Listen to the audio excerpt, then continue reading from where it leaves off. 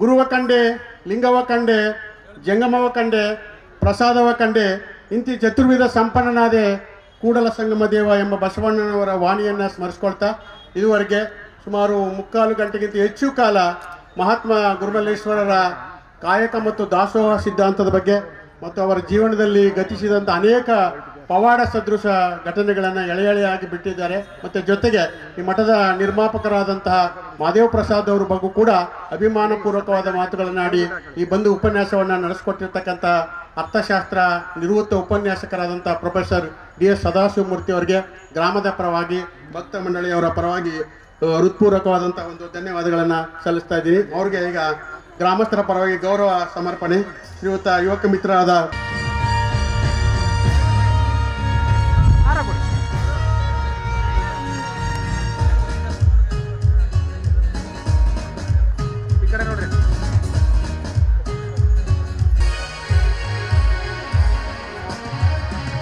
ಪ್ರಾಧ್ಯಾಪಕರಾದಂಥ ಸನ್ಮಾನ್ಯ DS ಸದಾಶಿವಮೂರ್ತಿ ಅವರಿಗೆ ಮಗದೊಮ್ಮೆ ಅಭಿನಂದನೆಗಳು. ಈಗ ಮುಂದಿನ ಕಾರ್ಯಕ್ರಮ ಆಶೀರ್ವಚನ. ಈ ಆಶೀರ್ವಚನವನ್ನು ನೀಡ್ತಕ್ಕಂಥವರು ಅರವೆ ವಿರಕ್ತ ಮಠಾಧ್ಯಕ್ಷರಾದ ಪರಮ ಪೂಜ್ಯ ನಿರಂಜನ ಪ್ರಣವ ಸ್ವರೂಪಿ ಶ್ರೀ ಸರ್ಪಭೂಷಣ ಸ್ವಾಮಿಗಳವರು.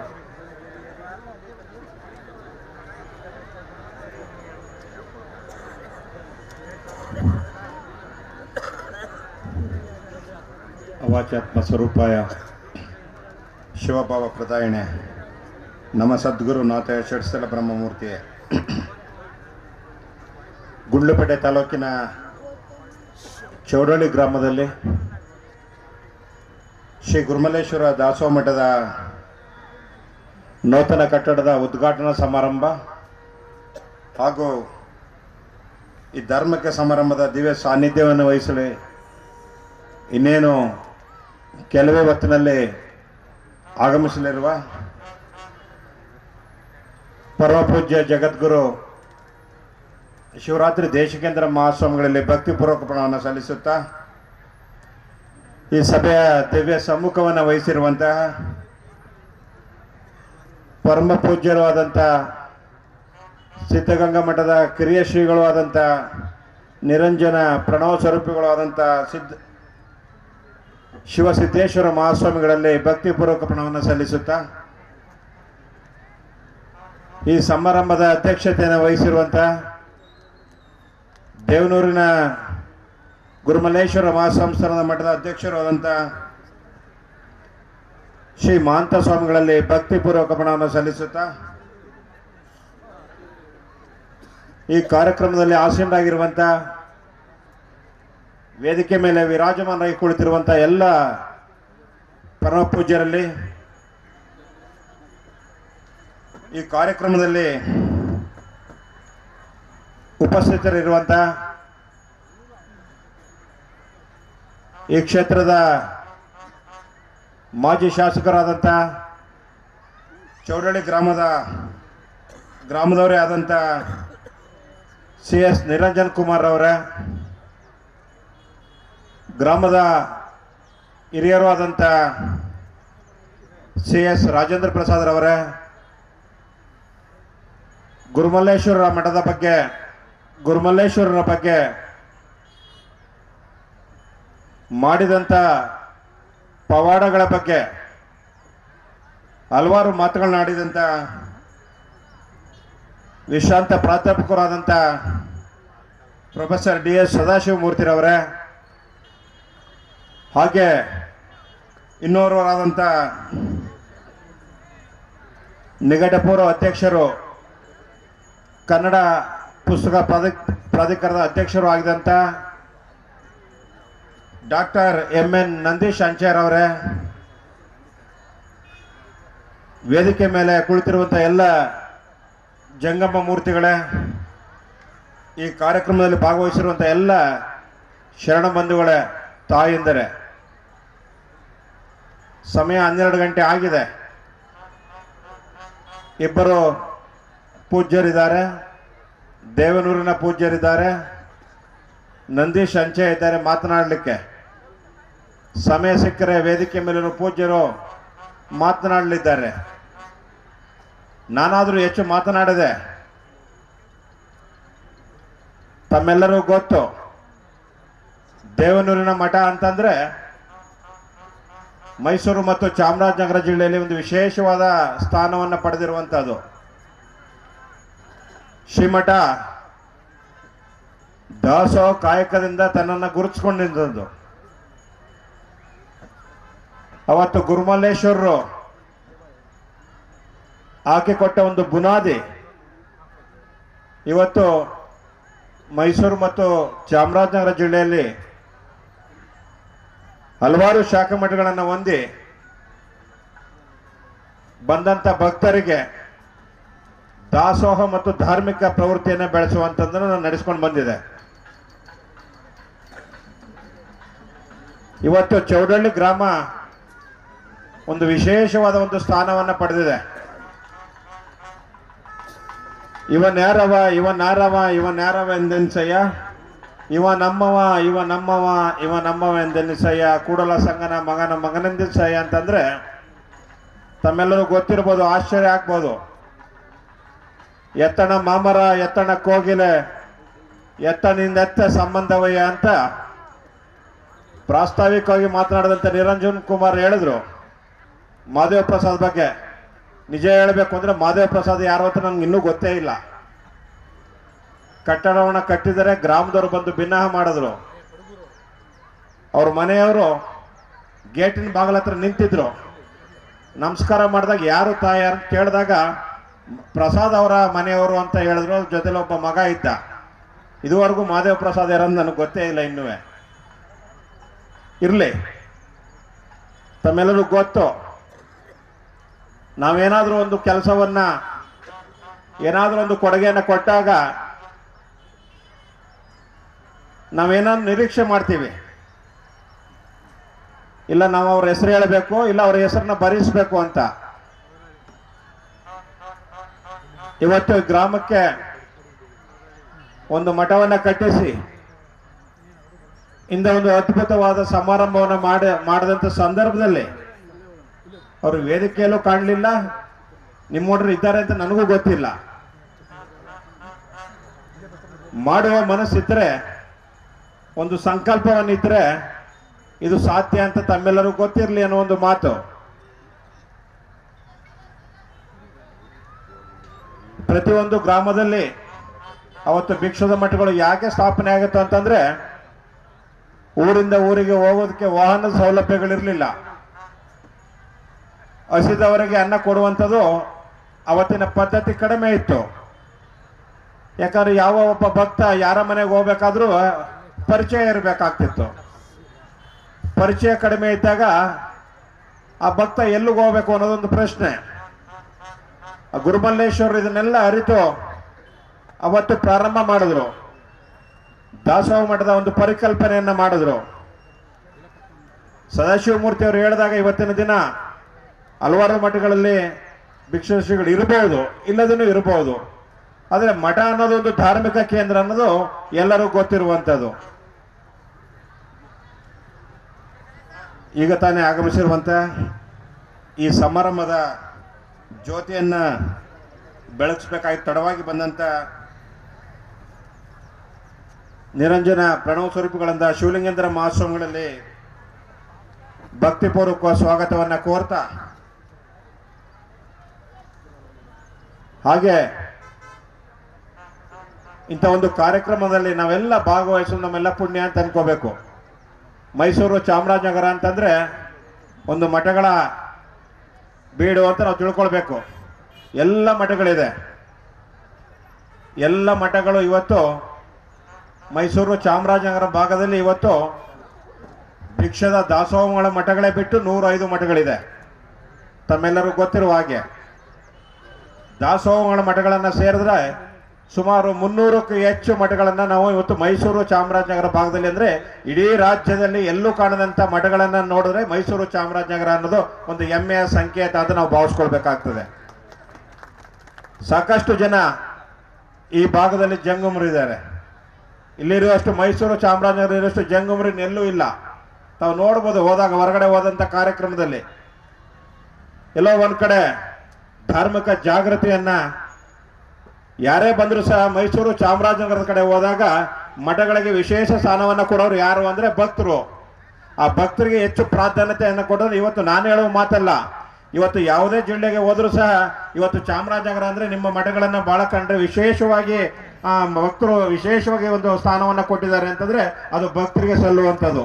ಯಾಕೆಂದರೆ ಆ ಭಕ್ತರು ಆ ಪ್ರೀತಿ ವಿಶ್ವಾಸಕ್ಕೆ ಇವತ್ತು ಇಷ್ಟೊಂದು ಮಠಗಳು ಉಳೋಕೆ ಸಾಧ್ಯ ಆಗ್ತದೆ ಅಂತ ಈ ಸಂದರ್ಭದಲ್ಲಿ ಹೇಳ್ತಾ ಎಲ್ಲ ಪೂಜ್ಯರು ಮಾತನಾಡಲಿದ್ದಾರೆ. ಹಾಗೆ ನಂದೀಶ್ ಅಂಚೆ ಅವರು ಮಾತನಾಡಲಿದ್ದಾರೆ. ಎಲ್ಲರಿಗೂ ಅವಕಾಶ ಆಗಲಿ ಅಂತ ಹೇಳಿ ನನ್ನ ಮಾತನ್ನು ಮುಗಿಸ್ತಾ ಇದ್ದೀನಿ.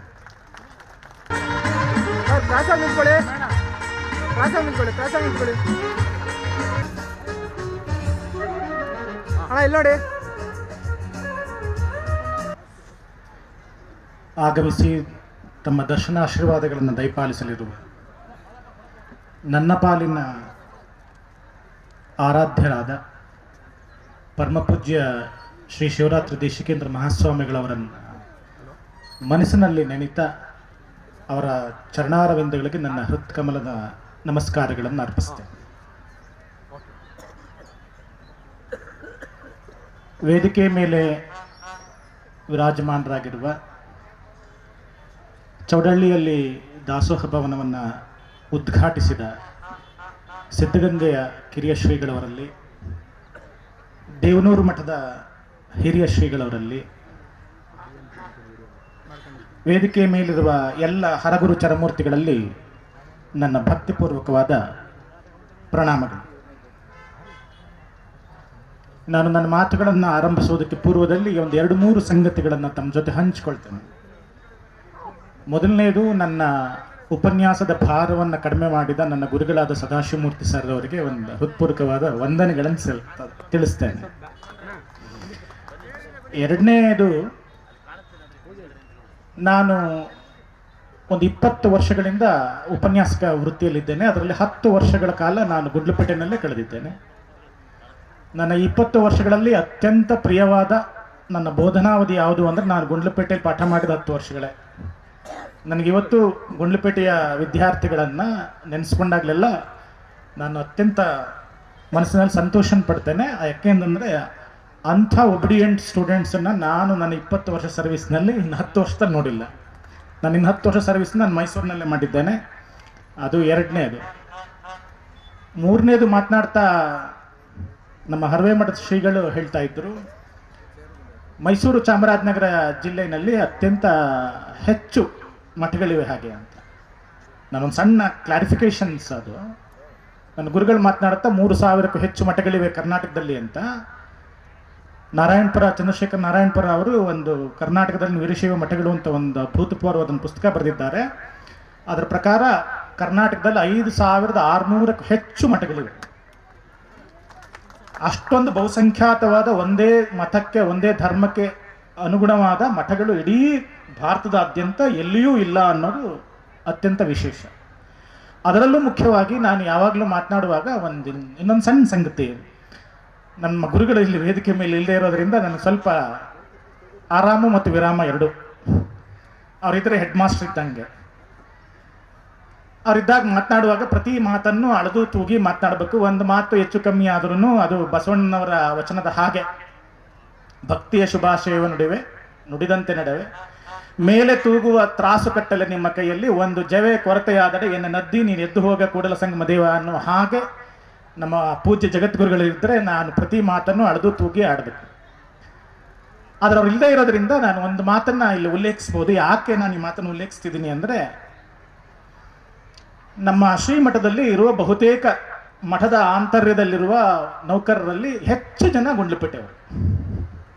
ನಾನೊಂದು ಸಾರಿ ಸುಮ್ಮನೆ ಚಿನ್ನಪ್ಪನವ್ರು ಕೇಳಿದೆ, ಏನು ವಿಶೇಷ, ಮಠ ಇರೋದು ಮೈಸೂರಿನಲ್ಲಿ, ಆದರೆ ಜನ ಇರೋದು, ಹೆಚ್ಚು ಜನ ನೌಕರರು ಇರೋದೆಲ್ಲ ಗುಂಡ್ಲುಪೇಟೆಯವರು, ಏನು ವಿಶೇಷ ಇದು, ನೀವೆಲ್ಲ ಮನಪಲ್ಲಿ ಮಾಡ್ಕೊಂಡ್ಬಿಟ್ಟಿದ್ದೀರಿ ಅಂತ. ಅದಕ್ಕೆ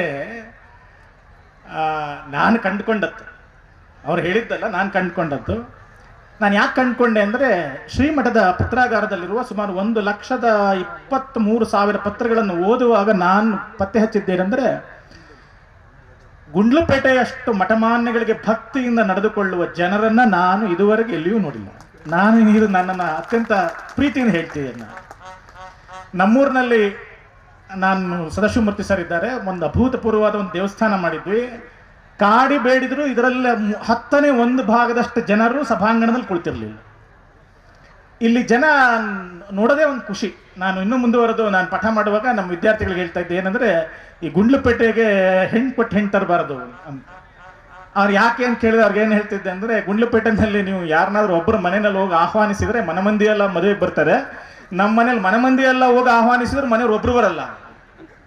ಯಾರಿಗೆ ಹೃದಯ ವೈಶಾಲ್ಯತೆ ಇರುತ್ತೋ, ಯಾರಿಗೆ ನಿರ್ಮಮಕಾರ ಇರುತ್ತೋ, ಯಾರಿಗೆ ಪ್ರೀತಿ ಇರುತ್ತೋ, ಯಾರಿಗೆ ಅಂತಃಕರಣ ಇರುತ್ತೋ, ಯಾರಿಗೆ ಎಲ್ಲವನ್ನು ತನ್ನ ಹಾಗೆ ನೋಡಬೇಕು ಅಂತ ಅನ್ನಿಸ್ತದೋ ಅವ್ರಿಗೆ ಮಾತ್ರ ಇಷ್ಟು ವಿಶಾಲ ಮನೋಭಾವ ಇರೋಕ್ಕೆ ಸಾಧ್ಯ ಹೊರತು ಬೇರೆ ಎಲ್ಲೂ ಇಲ್ಲ.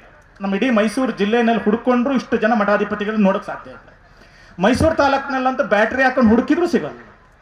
ಈ ಮಾತುಗಳನ್ನು ನಾನು ಹೇಳ್ತಾ, ಚೌಡಳ್ಳಿನಲ್ಲಿ ಮಹದೇವ ಪ್ರಸಾದ್ ಅವರು ತುಂಬ ಅಭೂತಪೂರ್ವವಾದ ಒಂದು ಧರ್ಮದ ಕಾರ್ಯವನ್ನು ಮಾಡಿದ್ದಾರೆ.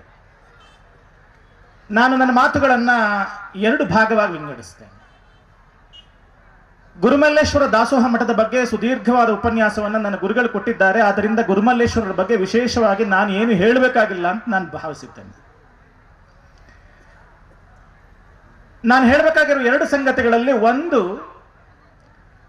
12ನೇ ಶತಮಾನದಲ್ಲಿ ಶರಣರ ಪರಿಕಲ್ಪನೆಯಲ್ಲಿ ದಾಸೋಹ ಮತ್ತು ಕಾಯಕ ಅನ್ನುವ ಅಭೂತಪೂರ್ವವಾದ 2 ಪರಿಕಲ್ಪನೆಗಳು ಇಡೀ ಜಗತ್ತಿಗೆ ಕೊಟ್ಟ ಯಾರಾದರೂ ಮಹಾನುಭಾವರಿದ್ದರೆ ಅದು 12ನೇ ಶತಮಾನದ ಶಿವಶರಣರು. ಹಾಗೆ ಅಲ್ಲಿವರೆಗೆ ಭಾರತದಲ್ಲಿ ಅಷ್ಟೇ ಅಲ್ಲ, ಇಡೀ ಪ್ರಪಂಚದಲ್ಲೇ ಇಂಥದ್ದೊಂದು ಪರಿಕಲ್ಪನೆಯೇ ಇರಲಿಲ್ಲ. ನಮ್ಮಲ್ಲಿ ಭಾರತೀಯ ಪರಂಪರೆಯನ್ನು ಅಧ್ಯಯನ ಮಾಡಿದರೆ ಆಗ ಕರ್ಮ ಸಿದ್ಧಾಂತ ಅಂತಿತ್ತು. ಕರ್ಮ ಸಿದ್ಧಾಂತ ಅಂದ್ರೆ ಏನು? ನೀವು ಈ ಜನ್ಮದಲ್ಲಿ ಹೀಗೆ ಬಡವರಾಗಿ ಹುಟ್ಟೋದಕ್ಕೆ ಏನಾದರೂ ಕಾರಣ ಇದ್ದರೆ ಹಿಂದಿನ ಜನ್ಮದಲ್ಲಿ ನೀವು ಮಾಡಿರೋ ಪಾಪದ ಕಾರಣ ಅದು ನನ್ನ ಬೆನ್ನು ಹತ್ತಿ ಬಂದು ಈ ಜನ್ಮದಲ್ಲೂ ನನ್ನನ್ನು ಕಾಡ್ತಾ ಇದೆ, ಆ ಕಾರಣಕ್ಕೋಸ್ಕರ ನೀನು ಬಡವನಾಗಿ ಹುಟ್ಟಿದ್ದೀಯ. ಅರೆ, ಕುರೂಪಿಯಾಗಿ ಹುಟ್ಟಿದ್ರೆ ಅದಕ್ಕೂ ಹಿಂದಿನ ಜನ್ಮದ ಪಾಪವೇ ಕಾರಣ. ಹಾಗಿದ್ರೆ ಈ ಪಾಪವನ್ನು ಕಳೆದುಕೊಳ್ಳೋದಕ್ಕೆ ಏನ್ ಮಾಡಬೇಕು? ಹಾಗೆ ಅಂದ್ರೆ ಈ ಕರ್ಮದ ಪಾಶವನ್ನು ಹರಿಕೊಳ್ಳೋದಕ್ಕೆ ಏನ್ ಮಾಡಬೇಕು? ಹಾಗೆ ಅಂದ್ರೆ ಈ ಜೀವನದಲ್ಲಿ ನೀನು ದೇವರ ಸೇವೆಯನ್ನು ಮಾಡಬೇಕು. ಆ ದೇವರ ಸೇವೆ ಅಂದ್ರೆ ಏನು ಅನ್ನೋದನ್ನ ನಾನು ವಿವರಿಸೋದಕ್ಕೆ ಹೋಗಲ್ಲ. ನಾನು ಇನ್ನೊಂದು ದೇವರ ಸೇವೆ ಏನಿತ್ತು ಆ ಕಾಲಕ್ಕೆ ಅಂತಂದ್ರೆ, 12ನೇ ಶತಮಾನದ ಶರಣರು ಬರುವವರೆಗೆ ಜನಮಾನಸದಲ್ಲಿ ಭಾರತದಲ್ಲಿ ಬಿತ್ತಿದ ಇನ್ನೊಂದು ದೊಡ್ಡ ಮೌಢ್ಯ ಅಥವಾ ಒಂದು ದೊಡ್ಡ ಬಹಳ ಪ್ರಬಲವಾದ ಧಾರ್ಮಿಕವಾದ ಒಂದು ಸಂಕೋಲ ಸಂಗತಿ ಅಂದ್ರೆ, ಬುದ್ಧದೇವ ಬಹಳ ಚೆನ್ನಾಗಿ ಹೇಳಿದ. ಅವನಿಗೆ ಪರಿಚಿತನಾದ ಒಬ್ಬ ಕಳ್ಳ ಇದ್ದ. ಅವನು ಬುದ್ಧದೇವನ ಶುಶ್ರೂಷೆ ಮಾಡಬೇಕು ಅಂತ ಬಹಳ ಪ್ರಯತ್ನ ಮಾಡಿದ. ಆಗ ಬುದ್ಧದೇವ ಹೇಳಿದ, ನೀನು ಶ್ರಮದಿಂದ ದುಡಿದ ಫಲ ಎಷ್ಟಿದೆ ಇದರಲ್ಲಿ? ಅವನು ಹೇಳಿದ, ನಾನು ಮಾಡುವ ಕಾರ್ಯದ ಬಗ್ಗೆ ಮಾತ್ರ ನೀವು ಯೋಚಿಸಬೇಕೇ ಹೊರತು ನಾನು ಹೇಗೆ ಇದನ್ನು ಸಂಪಾದಿಸಿದೆ ಅಂತ ಯೋಚಿಸಬಾರದು. ಯಾಕೆ ಅಂದ್ರೆ ದಾನ ಮಾಡುವವನು ಹೇಗೆ ದಾನ ಮಾಡ್ತಾನೆ ಅನ್ನೋದನ್ನ ಅಷ್ಟೇ ಮುಖ್ಯವೇ ಹೊರತು ದಾನವನ್ನು ಹೆಂಗ್ ಮಾಡ್ತಾನೆ ಅಂತ ನೋಡಬಾರ್ದು. ಆಧುನಿಕವಾದ ಒಂದು ಸಣ್ಣ ಉದಾಹರಣೆಯನ್ನು ಕೊಡೋದಾದ್ರೆ, ತಿರುಪತಿಯ ತಿಮ್ಮಪ್ಪನಿಗೆ ಒಬ್ಬರು ಮಹಾದಾನಿಗಳು ಸುಮಾರು 12 ಕೋಟಿ ರೂಪಾಯಿ ವಜ್ರದ ಕಿರೀಟವೊಂದನ್ನು ದಾನ ಮಾಡಿ. ಆಗ ಭಾರತದ ಅನೇಕ ಪತ್ರಿಕೆಗಳು, ಕರ್ನಾಟಕದ ಪತ್ರಿಕೆಗಳು ಸೇರಿದ ಹಾಗೆ ಹೆಡ್ಲೈನ್ ನಲ್ಲಿ ಏನು ಪ್ರಕಟಿಸಿದ್ರು, ಇಷ್ಟು ದೊಡ್ಡ ದಾನಿಗಳನ್ನ ಈ ಕಾಲದಲ್ಲಿ ಎಲ್ಲಿಯೂ ನೋಡಿರಲಿಲ್ಲ. ಹಾಗೆ ಆದ್ರೆ ಅಂಥ ದೊಡ್ಡ ದಾನವನ್ನು ಮಾಡಿದವರು ಏನ್ ಮಾಡಿದ್ರು ಅಂತ ಯಾರು ಯೋಚನೆ ಮಾಡಲಿಲ್ಲ. ಸ್ವೀಕರಿಸಿದ ತಿಮ್ಮಪ್ಪನ ಯೋಚನೆ ಮಾಡಲಿಲ್ಲ. ಅದರ ಮೇಲೆ ಮಂತ್ರ ಪ್ರೋಕ್ಷಣೆಯನ್ನೆಲ್ಲ ಮಾಡಿ ತಿಮ್ಮಪ್ಪನ ಮೇಲೆ ಕಿರೀಟವನ್ನು ಧರಿಸಿದ ಪುರೋಹಿತರು ಯೋಚನೆ ಮಾಡಿ ಆ 12,000 ಕೋಟಿ ರೂಪಾಯಿಯನ್ನ ಚಿನ್ನದ ಕಿರೀಟ, 12 ಕೋಟಿ ರೂಪಾಯಿ ಚಿನ್ನದ ಕಿರೀಟವನ್ನ ದಾನ ಮಾಡಿದವನು ಈ ಭೂಮಿಯ ಒಡಲನ್ನೆಲ್ಲವನ್ನು ಬಗೆದು ಅದರಲ್ಲಿರುವ ಅತ್ಯಂತ ಅಮೂಲ್ಯವಾದ ಖನಿಜ ಪದಾರ್ಥಗಳನ್ನು ವಿದೇಶಕ್ಕೆ ಕದ್ದು ಸಾಗಿಸಿ ಅನಾಚಾರದಿಂದ ಮಾಡಿದ ಸಂಪಾದನೆ ಅನ್ನೋದನ್ನು ಮಾತ್ರ ಯಾರು ಯೋಚನೆ ಮಾಡಲಿಲ್ಲ. ತಿಮ್ಮಪ್ಪನ ಯೋಚನೆ ಮಾಡಲಿಲ್ಲ. ಆ ಕಿರೀಟದ ಒಳಗಡೆ ಅವನ ಹೆಸರನ್ನು ದಾಖಲಿಸಲಾಗಿತ್ತು. ನಾನು ಯಾಕೆ ಈ ಸಂಗತಿಗಳನ್ನು ಹೇಳಿದೆ ಅಂದ್ರೆ, 2 ಸಿದ್ಧಾಂತಗಳು ಇದ್ವಲ್ಲ, ಒಂದು ಕರ್ಮ ಸಿದ್ಧಾಂತ, ಇನ್ನೊಂದು ಆ ಕರ್ಮವನ್ನು ಕಳೆದುಕೊಳ್ಳೋದಕ್ಕೆ ದಾನ ಮಾಡಬೇಕಾದ್ರೆ. ಆದ್ರೆ ದಾನ ಹೇಗೆ ಮಾಡ್ತಾನೆ ಅನ್ನೋದು ಯೋಚನೆ ಮಾಡುವಂಗಿಲ್ಲ. ಅವನು ಹೇಗಾದ್ರೂ ಸಂಪಾದನೆ ಮಾಡಲಿ, ದಾನ ಮಾಡೋದು ಅಷ್ಟೇ ಮುಖ್ಯ. ಆದರೆ ಇವತ್ತು ಚೌಡಹಳ್ಳಿಯ ಗ್ರಾಮದಲ್ಲಿ ನನ್ನ ಗೆಳೆಯರು, ಆತ್ಮೀಯರು, ಮಾಜಿ ಶಾಸಕರು ಆದಂಥ ನಿರಂಜನ್ ಕುಮಾರ್ ಅವರು ಪ್ರಾಸ್ತಾವಿಕವಾಗಿ ಮಾತನಾಡ್ತಾ ಒಂದು ಧರ್ಮ ಕಾರ್ಯವನ್ನು, ಒಂದು ಮಠದ ಕೈಂಕರ್ಯವನ್ನು ನೆರವೇರಿಸಿದ ಮಹದೇವ ಪ್ರಸಾದ್ ಅವರ ಇಡೀ ಬದುಕಿನ ಬಗೆಗಿನ ಒಂದು ಸಣ್ಣ ಚಿತ್ರಣವನ್ನು ಕೊಟ್ಟರು. ತಾನು ಸ್ವತಃ ದುಡಿದು ತಾನು ಸಂಪಾದಿಸಿದ್ದರಲ್ಲಿ ಒಂದು ಧರ್ಮ ಕಾರ್ಯವನ್ನು ಮಾಡಬೇಕು ಎನ್ನುವ ಪರಿಕಲ್ಪನೆಯನ್ನು ಇಡೀ ಜಗತ್ತಿನಲ್ಲಿ ಮೊಟ್ಟ ಮೊದಲ ಬಾರಿಗೆ ಮನೋಭಿತ್ತಿಯಲ್ಲಿ ಬಿತ್ತಿದವರು ಯಾರಾದರೂ ಇದ್ರೆ ಅವರು ಶಿವಶರಣರು ಮಾತ್ರ. ಅವರು ಕರ್ಮದ ಸಿದ್ಧಾಂತದ ಬದಲಿಗೆ ಕಾಯಕ ಸಿದ್ಧಾಂತವನ್ನು ಪ್ರತಿಪಾದಿಸಿದ್ರು, ದಾನಕ್ಕೆ ಬದಲಾಗಿ ದಾಸೋಹವನ್ನು ಪ್ರತಿಪಾದಿಸಿದ್ರು. ಇಡೀ ಜಗತ್ತಿನಲ್ಲಿ, ಸುಮ್ಮನೆ ನಾನು ಈ ಮಾತನ್ನು ಇಡೀ ಜಗತ್ತಿನಲ್ಲಿ ಅಂತನ್ನುವಾಗ ನಾನು ಸುಲಭವಾಗಿ ಈ ಮಾತನ್ನು ಹೇಳ್ತಾ ಇಲ್ಲ, ಬಹಳ ಗಂಭೀರವಾಗಿ ಮಾತನ್ನು ಹೇಳ್ತಾ ಇದ್ದೇನೆ. ಯಾಕೆಂದ್ರೆ ನಾನು ಇಡೀ ಪ್ರಪಂಚದ ಬಹುತೇಕ ಅದು ನಾನು ಹಂಗೆ ನೋಡಿದ್ರೆ ಕಮ್ಯುನಿಸಮ್ ಬಹಳ ಓದಿದವು ನಾವು. ಇಡೀ ಪ್ರಪಂಚದ ಅನೇಕ ರಾಜಕೀಯ ಶಾಸ್ತ್ರಗಳನ್ನೆಲ್ಲ ಓದಿದವು ನಾನು. ಆದರೆ ಯಾವ ಜಗತ್ತಿನಲ್ಲೂ ಕೂಡ ಇಂಥದ್ದೊಂದು ಅಭೂತಪೂರ್ವವಾದ ಪರಿಕಲ್ಪನೆಯನ್ನು ರೂಪಿಸಿದ ಇನ್ನೊಂದು ಮತಪಂಥ ಧರ್ಮ ಇಲ್ಲ. ಅದು ಅತ್ಯಂತ ಗೌರವ ಮತ್ತು ಹೆಮ್ಮೆ. ನಿಮ್ಗೆ ಸುಮ್ಮನೆ ಇನ್ನೊಂದು ಧರ್ಮವನ್ನು ಟೀಕಿಸೋದಕ್ಕೆ ಹೇಳಲ್ಲ. ನಿಮ್ಗೆ ಇನ್ನೊಂದು ಧರ್ಮ, ಇಡೀ ಭಾರತದಾದ್ಯಂತ ಇರುವವರು ಅಲ್ಪಸಂಖ್ಯಾತರಾದರೂ ಇಡೀ ಭಾರತವನ್ನು ಆಳ್ತಾ ಇರುವ ಅತ್ಯಂತ ಕಡಿಮೆ ಸಂಖ್ಯೆಯ ಬುದ್ಧಿವಂತ ಜನರಿದ್ದಾರೆ. ನೀವು ಅವರ ಮಠಕ್ಕೆ ಒಮ್ಮೆ ಸುಮ್ಮನೆ ಹೋಗಿ ನೋಡಿ. ಅವರು ತಮ್ಮ ಪಂಥದವರಿಗೆ ಬಿಟ್ಟು ಬೇರೆಯವರಿಗೆ ಊಟವೇ ಹಾಕಲ್ಲ. ನೀವು ಬೇರೆ ಜನ ಹೋದ್ರೆ ಇನ್ನೊಂದು ಭೋಜನ ಶಾಲೆಯನ್ನು ವ್ಯವಸ್ಥೆಯನ್ನು ಏರ್ಪಡಿಸಿ ಅಲ್ಲಿ ಭೋಜನ ಶಾಲೆಯನ್ನು ಹಾಕ್ತಾರೆ. ಮನುಷ್ಯರನ್ನ ಸಮಾನವಾಗಿ ಕಾಣದೇ ಇರುವ, ಮನುಷ್ಯರನ್ನ ತನ್ನಂತೆ ಭಾವಿಸದೇ ಇರುವ ಈ ಜಗತ್ತಿನಲ್ಲಿ ಯಾವುದಾದ್ರೂ ಧರ್ಮ ಇದೆ ಅಂತ ಅದಕ್ಕಿಂತಲೂ ದರಿದ್ರವಾದ ಧರ್ಮ ಇನ್ನೊಂದು ಇರೋಕೆ ಸಾಧ್ಯನಾ ಅಂತ ಬಸವಣ್ಣವರು ಅದಕ್ಕೆ ಹೇಳಿದರು. ಗುರುಗಳು ಮಾತಾಡ್ತಾರೆ, ಇವನಾರವ ಎನ್ನದಿರಯ್ಯ, ಸುಮ್ಮನೆ ಹೇಳಿದ್ದಲ್ಲ, ಅದು ಸ್ವತಃ ಅಂತರಂಗದಿಂದ ಹೇಳಿತ್ತು. ಬಸವಣ್ಣವರು ಹಾಗೆ ಅಂತರಂಗ ಬಹಿರಂಗಗಳನ್ನು ಶುದ್ಧವಾಗಿ ಇಟ್ಟುಕೊಂಡ ಇನ್ನೊಬ್ಬ ಧರ್ಮ ಪ್ರವರ್ತಕನನ್ನ ನೋಡೋಕೆ ಸಾಧ್ಯ ಇಲ್ಲ. ನಾನು ಯಾಕೆ ಮಾತನ್ನು ಹೇಳ್ತೇನೆ ಅಂತಂದ್ರೆ, ಜಗತ್ತಿನ ನಾನು ಟೀಕ್ಸೋದು ಕೇಳ್ತಿಲ್ಲ, ಜಗತ್ತಿನ ಮಹಾ ಧರ್ಮದ ಪ್ರತಿಪಾದಕರೊಬ್ಬರು ಹೇಳಿದ್ರೆ ಏನಂದ್ರೆ, ನಾನು ಭಗವಂತನ ಪ್ರತಿನಿಧಿ, ನಾನು ಭಗವಂತನಿಂದ ನೇಮಿಸಲ್ಪಟ್ಟವನು. ತೆಗೆದು ಓದ್ರಿ ನೋಡ್ರಿ, ನಾನು ಭಗವಂತನಿಂದ ನೇಮಿಸಲ್ಪಟ್ಟವನು. ನೀವು ನನ್ನನ್ನು ನಂಬಿದರೆ ಭಗವಂತನನ್ನು ನಂಬಿದ ಹಾಗೆ, ನೀವು ನನ್ನನ್ನು ಪೂಜಿಸಿದರೆ ಭಗವಂತನನ್ನು ಪೂಜಿಸಿದ ಹಾಗೆ ಅಂತ ಹೇಳಿ ಬಹಳ ದೊಡ್ಡ ಧರ್ಮದ ಪ್ರತಿಪಾದಕರು. ಆದರೆ ಬಸವಣ್ಣನವರು ಎಂದೂ ಅದನ್ನು ಹೇಳಲಿಲ್ಲ.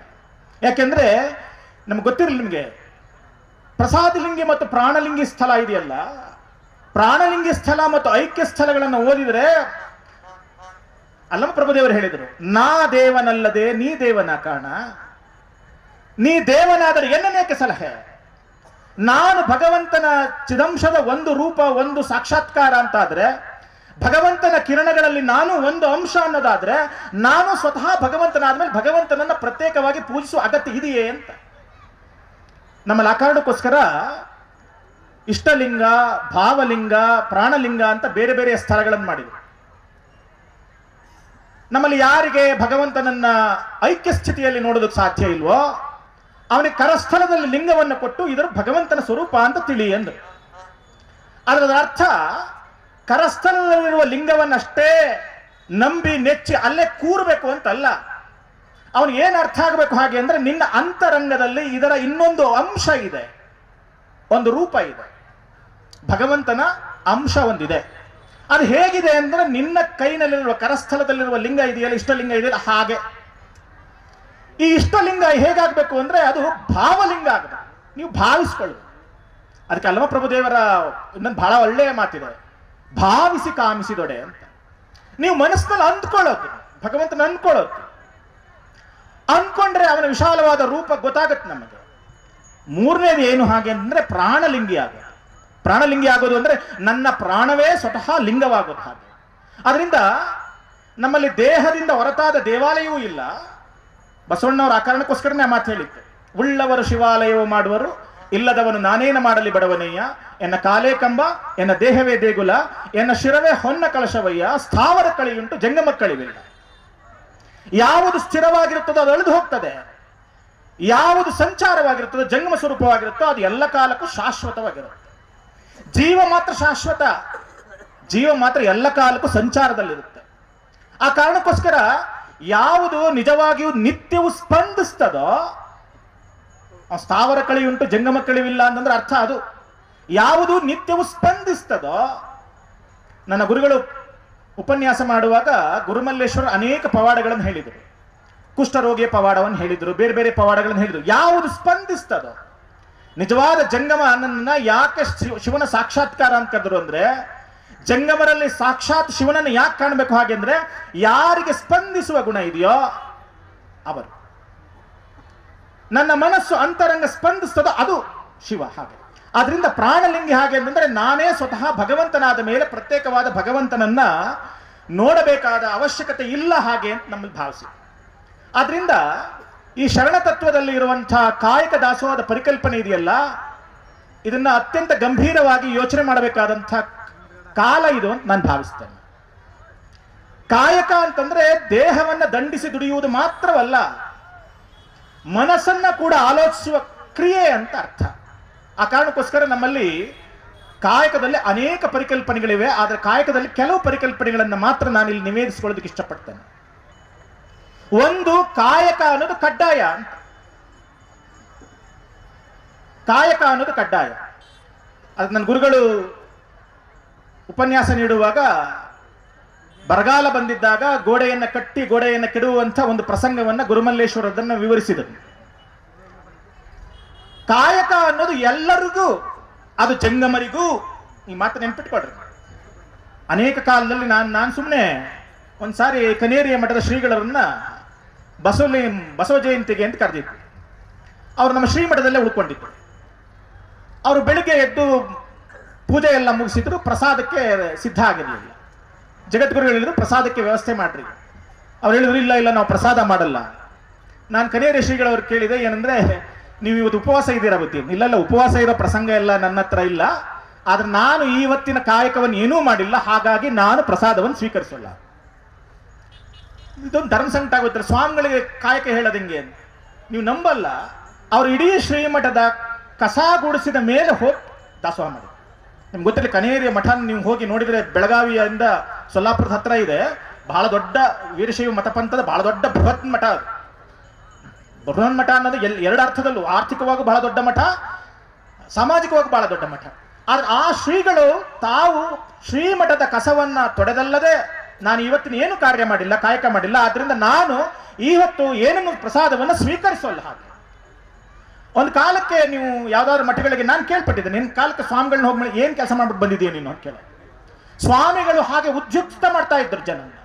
ನೀವು ಕಾಯಕದಲ್ಲಿ ಎಷ್ಟು ಬಗೆ ಹಾಗೆ ಅಂತಂದ್ರೆ, ಕಾಯಕ ಅಂದ್ರೆ ಉಳುಮೆ ಮಾಡಬೇಕು ಅಂತ ಮಾತ್ರ ಅಲ್ಲ, ನೀವು ಜಂಗಮರಲ್ಲಿ ಎಷ್ಟು ಬಗೆಯ ಕಾಯಕ ಇತ್ತು ಅಂತ. ನಾವು ಶಿವಪದ ರತ್ನಕೋಶ ಅಂತ ಇಡೀ ಭಾರತದಲ್ಲೇ ಮೊಟ್ಟ ಮೊದಲ ಬಾರಿಗೆ ಒಂದು ಮತಪಂಥದ ಬಗ್ಗೆ ಒಂದು ಬೃಹತ್ತಾದ ಡಿಕ್ಷನರಿಯನ್ನು ಯಾವುದಾದ್ರೂ ತಂದಿದ್ರೆ, ಒಂದು ಮತಪಂಥದ ಬಗ್ಗೆ, ಅದು ವೀರಶೈವ ಲಿಂಗಾಯತರ ಮಾತ್ರ. ನಾವು ಅದು ಶಿವಪದ ರತ್ನಕೋಶ ಅಂತ ಒಂದು ತಂದಿದ್ದೇವೆ. ಅದರಲ್ಲಿ ಈ ಕಾಯಕಗಳನ್ನೆಲ್ಲವನ್ನ ದಾಖಲಿಸಿದ್ದೇವೆ. ಅಗ್ಗವಣೀಯ ಕಾಯಕ ಅಂತ ಒಂದು ಕಾಯಕ. ಅವ್ರ ಕೆಲಸ ಏನು ಅಂದ್ರೆ, ದಿನ ನೀರು ಹೊತ್ಕೊಂಡ್ಬರೋದು, ಯಾರು ಮಠದಲ್ಲಿ ಭಕ್ತರಿರ್ತಾರೋ, ಯಾರು ಶಿವಪೂಜೆ ಮಾಡ್ತಿರ್ತಾರೋ ಅವರಿಗೆ ನೀರನ್ನು ಹೊದಿಸೋದು, ಅಷ್ಟೇ ಅವ್ರ ಕೆಲಸ. ಪತ್ರದ ಕಾಯಕ ಅಂತ. ನೀವು ಮಲೆ ಮಹದೇಶ್ವರರ ಜೀವನ ಚರಿತ್ರೆಯನ್ನು ಓದಿದ್ರೆ, ಅವ್ರು ಕುಂತೂರು ಬೆಟ್ಟದಲ್ಲಿದ್ದಾಗ ಸ್ವಾಮಿಗಳಿಗೆ ದಿನನಿತ್ಯ ಲಿಂಗ ಪೂಜೆಗೋಸ್ಕರ ಪತ್ರ ತರಬೇಕು ಅಂತ ಒಂದು ಕಾಯಕಕ್ಕೆ ನೇಮಿಸಿದ್ರು. ಆಮೇಲೆ ಅವ್ರು ಏನ್ ಮಾಡ್ತಾ ಇದ್ರು ಅಂತ ನಾನು ಅದನ್ನೆಲ್ಲ ಹೇಳಲ್ಲ. ಅವರು ಹಾವು, ಚೇಳು ಇವನ್ನೆಲ್ಲವನ್ನ ಕೊಂದು ತಮ್ಮ ಬುಟ್ಟಿಯಲ್ಲಿ ಹಾಕೊಂಡು ಅದನ್ನ ನೀರಿನಲ್ಲಿ ಅದ್ದಿದ ಮೇಲೆ ಅವು ವಿಚಿತ್ರವಾದ ಪುಷ್ಪಗಳಾಗ್ತಾ ಇದ್ವು. ಇದ್ರ ಕಥೆನೆಲ್ಲ ನೀವೆಲ್ಲ ಕೇಳಿದ್ದೀರಿ, ನಾನು ಹೇಳ್ಬೇಕಾಗಿಲ್ಲ. ಆದ್ರೆ ಇದು ಎರಡು ತರ ತಿಳ್ಕೋಬೇಕು ನೀವು. ಬಹಳ ಜನ ಏನ್ ಅನ್ಕೊಳ್ತಾರೆ ಅಂದ್ರೆ, ಹಾವು ಚೇಳುಗಳನ್ನೆಲ್ಲ ಕೊಂದು ಹಿಂಗೆಲ್ಲ ಮಾಡಕ್ ಸಾಧ್ಯನಾ ಅಂತ. ನಿಜವಾದ ಅರ್ಥ ಏನು ಹಾಗೆ ಅಂತಂದ್ರೆ, ನಾನು ಈ ಮಾತ್ರ ಸ್ವಲ್ಪ ವೈಬ್ರೇಷನ್ ಅಂದ್ರೆ ಬೇರೆ ಕಡೆ ಡೈವರ್ಟ್ ಮಾಡ್ತೇನೆ. ಇದನ್ನು ವಿವರಿಸೋದಕ್ಕೋಸ್ಕರ ಹೇಳ್ತೇನೆ. ನಮ್ಮ ಪೂಜ್ಯ ಜಗದ್ಗುರುಗಳಾಗಿದ್ದಂಥ ರಾಜೇಂದ್ರ ಮಹಾಸ್ವಾಮಿಗಳವರಿಗೆ ಬಹಳ ನಿಕಟವಾಗಿ ಸಂಪರ್ಕದಲ್ಲಿದ್ದವರು ಸ್ವಾಮಿ ರಾಮ ಅಂತ. ಅವರು ಬಹಳ ದೊಡ್ಡ ಯೋಗಿಗಳಾಗಿದ್ದರು. ಅವರು ಸ್ವಾಮಿ ರಾಮ ಅವರೊಂದು ಪುಸ್ತಕ ಬರೆದಿದ್ದಾರೆ, ಹಿಮಾಲಯದ ಮಹಾತ್ಮರು ಅಂತ. ಅದರಲ್ಲಿ ಒಂದು ಅಭೂತಪೂರ್ವವಾದ ಒಂದು ಸನ್ನಿವೇಶವನ್ನು ಅವರು ದಾಖಲಿಸಿದ್ದಾರೆ. ಏನಂದ್ರೆ, ಅದರಲ್ಲಿ ನಾಗಾ ಸಾಧುಗಳು ಮತ್ತು ಈ ಅಘೋರಿಗಳ ಈ ಕುಂಭಮೇಳ ನಡೆಯುತ್ತಲ್ಲ, ಅದರಲ್ಲಿ ಅವ್ರ ಹೆಣ ತಿನ್ನುವ ಒಂದು ಪದ್ಧತಿ ಇದೆ. ಅವ್ರ ಹೆಣ ತಿಂತಾರೆ ಹಾಗೆ ಅಂತಂದ್ರೆ, ಎಲ್ಲ ಹೆಣವನ್ನು ತಿನ್ನೋಲ್ಲ ಅವರು. ಅವ್ರು ಕೇಳಿದ್ರೆ ಅಘೋರಿಗಳು ಏನ್ ಹೇಳ್ತಾರೆ ಅಂದ್ರೆ, ಯಾವ ದೇಹಕ್ಕೆ ಮೋಕ್ಷ ಲಭ್ಯವಾಗಿದೆಯೋ ಆ ದೇಹವನ್ನ ಮಾತ್ರ ನಾವು ತಿಂತೇವೆ, ಇನ್ನೂ ಪಾಪಯುಕ್ತವಾಗಿದ್ರೆ ತಿನ್ನೋಲ್ಲ ಅಂತ ಅವ್ರದ್ದೊಂದು ಕಲ್ಪನೆ ಇದೆ. ನಾನು ಯಾಕೆ ಈ ಮಾತನ್ನು ಹೇಳಿದೆ ಅಂತಂದ್ರೆ, ಯಾವ ಪ್ರಾಣಿಗಳಿಗೆ ಮೋಕ್ಷ ಲಭ್ಯವಾಗಬೇಕಾಗಿತ್ತೋ ಆ ಪ್ರಾಣಿಗಳಿಗೆ ಮೋಕ್ಷವನ್ನು ಕೊಡುವ ದೃಷ್ಟಿಯಿಂದ ಮಲೆ ಮಹದೇಶ್ವರರು ಆ ಪ್ರಾಣಿಗಳನ್ನು ಕೊಂದು ಅದನ್ನ ಹೂವಾಗಿ ಪರಿವರ್ತನೆ ಮಾಡ್ತಾ ಇದ್ದಾರೆ ಹೊರತು ಪ್ರಾಣಿಗಳನ್ನು ಕೊಲ್ಲುವ ಹಿಂಸೆಯ ಕಾಯಕ ಅಂತ ಭಾವಿಸ್ತಾರೆ. ಆ ದೃಷ್ಟಿಯಿಂದ ಕಾಯಕವನ್ನು ಕಡ್ಡಾಯವಾಗಿ ಎಲ್ಲರೂ ಮಾಡಬೇಕು ಹಾಗೆ ಅಂತ. ಮತ್ತು ಕಾಯಕ ದೈಹಿಕವಾಗಿರ್ಬೇಕು, ಮತ್ತು ಕಾಯಕ ತಾರತಮ್ಯದಿಂದ ಕೂಡಿರಬಾರ್ದು. ನಮ್ಮಲ್ಲಿ ಕಾಸಿ ಕಮ್ಮಾರನಾದ, ಬೀಸಿ ಮಡಿವಾಳನಾದ, ಹಾಸಿಗೆ ನಿಕ್ಕಿ ಸಾಲಿಗನಾದ, ವೇದವನೋದಿ ಹಾರುವನಾದ, ಕರ್ಣದೊಳಗೆ ಜನಿಸಿದವರುಂಟೆ ಅಂತ. ಯಾವ ಯಾವ ಕಾಯಕ ಮಾಡಿದ್ರು ಯಾವುದೂ ಕೀಳಲ್ಲ.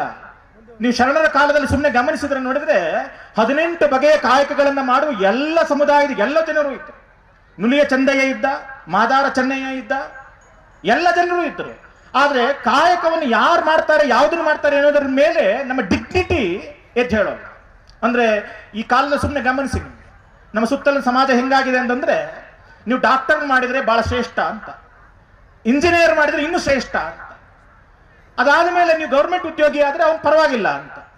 ನೀವು ಗಮನಿಸಿ, ಇವತ್ತಿನ ದೊಡ್ಡ ಸಾಮಾಜಿಕ ಪಿಡುಗು ಯಾವುದು ಹಾಗೆ ಅಂತಂದ್ರೆ, ರೈತನಾಗಿ ಬದುಕೋದು ಇವತ್ತಿನ ಸಮಾಜದ ದೊಡ್ಡ ಸವಾಲು. ನೀವು ಯಾವ್ದಾದ್ರು ಹಳ್ಳಿಗೆ ಹೋಗಿ ನೋಡ್ರಿ. ನಾನೇ ನನ್ನ ಸುಮ್ಮನೆ ಉದಾಹರಣೆ ಹೇಳ್ಬೋದು, ನಾನು ಇದನ್ನ ಹೇಳಲ್ಲ ಇದು, ಯಾಕೆಂದ್ರೆ ನಾನೇ ಗುಂಡ್ಲುಪೇಟೆಯಲ್ಲಿ ನನಗೆ ಆದ ಎಕ್ಸ್ಪೀರಿಯನ್ಸ್. ಅಂದ್ರೆ ನನ್ನ ವಿದ್ಯಾರ್ಥಿ ಒಬ್ಬರಿಗೆ ಸುಮ್ಮನೆ ನನ್ನ ವಿದ್ಯಾರ್ಥಿನಿ ಅನ್ನೊಬ್ಬರನ್ನ ತುಂಬಾ ಚೆನ್ನಾಗಿದ್ದಾರೆ, ಯೋಗ್ಯವಾಗಿದ್ದಾನೆ ಹುಡುಗ, ಅವ್ರ ಮನೆಯಲ್ಲಿ ಒಂದು ಟ್ರ್ಯಾಕ್ಟ್ರು, ಒಂದು 20 ಎಕರೆ ಜಮೀನು, ಒಂದು 20 ಎಕರೆ ತೋಟ ಎಲ್ಲ ಇಟ್ಕೊಂಡಿದ್ದಾನೆ, ಮದುವೆ ಆಗ್ತೀಯನಮ್ಮ ಅಂತ ಕೇಳಿದೆ. ಅವ್ರು ಹೇಳಿದ್ರು, ಹೋಗಿ ಸರ್ ನಮ್ಮೂರಿನಲ್ಲಿ 50 ಎಕರೆ ಜಮೀನು ಬಿದ್ದಿದೆ, 10 ನೋಡ್ಕೊಳ್ಳೋರು ಯಾರು ಗತಿ ಇಲ್ಲ. ಹಾಗೆ ಅಂದ್ರೆ ಏನು, ಒಂದು ರೈತರ ಬದುಕನ್ನ ಬದುಕೋದು ಇವತ್ತಿದೆಯಲ್ಲ, ಕೃಷಿಯನ್ನ ಅವಲಂಬಿಸಿ ಬದುಕೋದಿದೆಯಲ್ಲ, ಇವತ್ತು ದೊಡ್ಡ ಸಾಮಾಜಿಕ ಸವಾಲಾಗ್ಬಿಟ್ಟಿದೆ.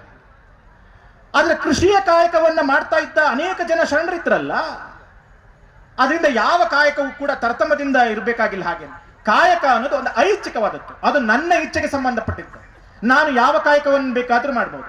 ಒಬ್ಬ ಕೃಷಿಕ ಇಂಜಿನಿಯರ್ ಆಗ್ಬಹುದು, ಒಬ್ಬ ಕೃಷಿಕ ಡಾಕ್ಟರ್ ಆಗ್ಬಹುದು, ಒಬ್ಬ ಡಾಕ್ಟರ್ ಕೂಡ ಕೃಷಿಕರಾಗ್ಬಹುದು. ಇವತ್ತು ಗೊತ್ತಿರಲಿ ನಿಮಗೆ, ಎಷ್ಟೋ ಜನ IT ಕಂಪನಿಗಳಲ್ಲಿ ಇದ್ದಂತಹ ಇಂಜಿನಿಯರ್ಸ್ಗಳು ಬಂದು ವಾಪಸ್ಸು ಕೃಷಿಯನ್ನು ಅವಲಂಬಿಸ್ಕೊಂಡು ಕೃಷಿಯನ್ನು ಮಾಡ್ತಾ ಇದ್ದಾರೆ ಹಾಗೆ ಅಂತ. ಆದ್ರಿಂದ ಇನ್ನು ಕೊನೆಯ ಮಾತು ಏನು ಹಾಗೆ ಅಂತಂದ್ರೆ, ಈ ಯಾವ ಕಾಯಕದಿಂದ 2 ಮಾತುಗಳು. ಒಂದು, ಕಾಯಕದಿಂದ ಅಧಿಕವಾದ ಫಲೆಯನ್ನು ನಿರಪೇಕ್ಷೆ ಮಾಡಬೇಕಾಗೆ. ನಿಮ್ಗೊಂದು ಸಣ್ಣ ಘಟನೆಯನ್ನ ಹೇಳಿ ನನ್ನ ಮಾತಿನ ಮುಕ್ತಾಯಕ್ಕೆ ಬರ್ತೇನೆ, ಯಾಕೆಂದ್ರೆ ನನಗೊಂದು ಚೀಟಿ ಬಂದಿದೆ. ಅದೇನು ಹಾಗೆ ಅಂದ್ರೆ, ಒಂದಿನ ಬಸವಣ್ಣವ್ರ ಮನೆ, ಇದನ್ನೆಲ್ಲ ಕೇಳಿರ್ತೀರಿ ನೀವು, ಬಸವಣ್ಣವ್ರ ಮನೇಲಿ ಕಳ್ತನ ಆಗ್ಬಿಟ್ಟು ಕಳ್ಳ ಸಿಕ್ಕಾಕೊಂಡ ಮಹಾಮನೆಯಲ್ಲಿದ್ದಂಥ ಬಸವಣ್ಣವ್ರು ಬರ ಹೇಳಿದರು. ಬಸವಣ್ಣವ್ರು ಧಾವಿಸಿ ಬಂದು ಕೇಳಿದ್ರು ಏನಾಗಿದೆ. ಅನೇಕ ಜನ ಮಡಿವಾಳ ಮಾಚಿದೇವರು ಮುಂತಾದವರೆಲ್ಲರೂ ಸೇರ್ಕೊಂಡು ಕಳ್ಳನ್ನು ಹೊಡಿತಾ ಇದ್ರು. ಬಸವಣ್ಣವರೆಲ್ಲರನ್ನು ಬಿಡಿಸಿ ಯಾಕೆ ಹೊಡಿತಾ ಇದ್ದೀರಿ? ನಿಲಂಬಿಕೆ ಹೇಳಿದ್ರು, ನೋಡಿ ಇವನು ಎಂಥ ಕೆಲಸ ಮಾಡಿದ್ದಾನೆ, ನಮ್ಮ ಮನೆಯಲ್ಲಿ ಕಳ್ಳತನ ಮಾಡಿಬಿಟ್ಟಿದ್ದಾನೆ.